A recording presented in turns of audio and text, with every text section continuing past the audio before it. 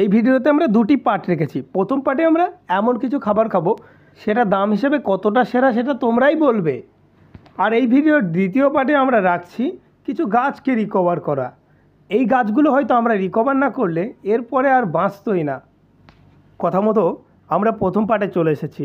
আমরা আসলাম এমন এক জায়গায় চা খেতে, এটা হচ্ছে রাশিয়ান দিদির চায়ের দোকান নয়, কিন্তু রাশিয়ান দিদির থেকেও কম নয়।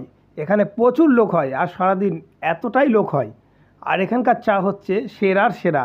আমি এখানকার চাকে 100 দেবো। দ্বিতীয় নম্বরে আমরা এসেছিলাম বিরিয়ানি খেতে। এখানে 110 টাকা বিরিয়ানি, এটা তো সাধারণ বিষয়, কিন্তু এখানকার বিরিয়ানির মধ্যে ব্যাস একটা আলাদা ব্যাপার আছে। 110 টাকায় কী কী দিচ্ছে দেখুন। প্রথমত স্যালাড দিচ্ছে, স্যালাডটা কত সুন্দর একটা প্লেটে দিচ্ছে। তার সঙ্গে থাকছে লেবু, পেঁয়াজ, শসা আর কালো লবণ থাকছে। এটা আমরা মাখিয়ে খেতে পারবো।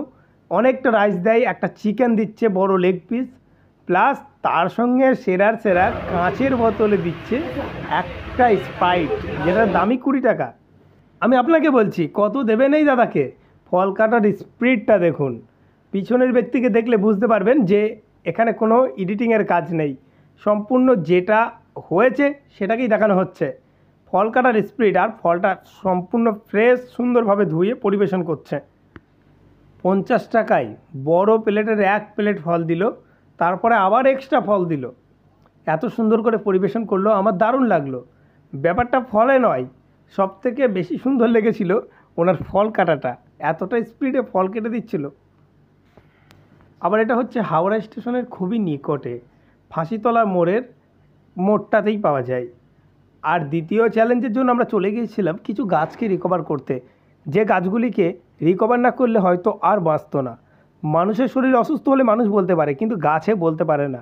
আমরা এখানে কিছু লিলি গাছকে রিকভার করছি, যে গাছগুলো শিকড়গুলো দেখেই বোঝা যাচ্ছে যে এদের অবস্থা তো লিলি হয়েছে, কত লিলি গাছের পর আমরা এবার কিছু এরেলিয়া গাছকে রিপোর্টিং করলাম, যেগুলো হয়তো এরপর আর ওই টবে থাকার যোগ্য ছিল না।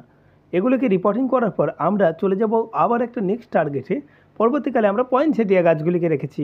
গাছগুলির অবস্থা খুবই খারাপ, এগুলিকেও আমরা পটিং করে নতুন জীবন দান করার চেষ্টা করছি।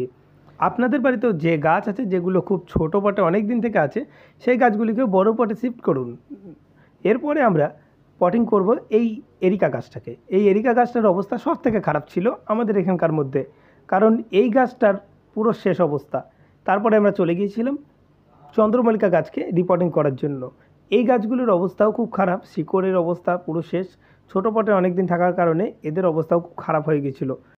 আমরা আমাদের চ্যালেঞ্জ কমপ্লিট করেছি। তোমরা প্লিজ ভিডিওটিতে লাইক করে তোমাদের চ্যালেঞ্জটা কমপ্লিট করে দাও।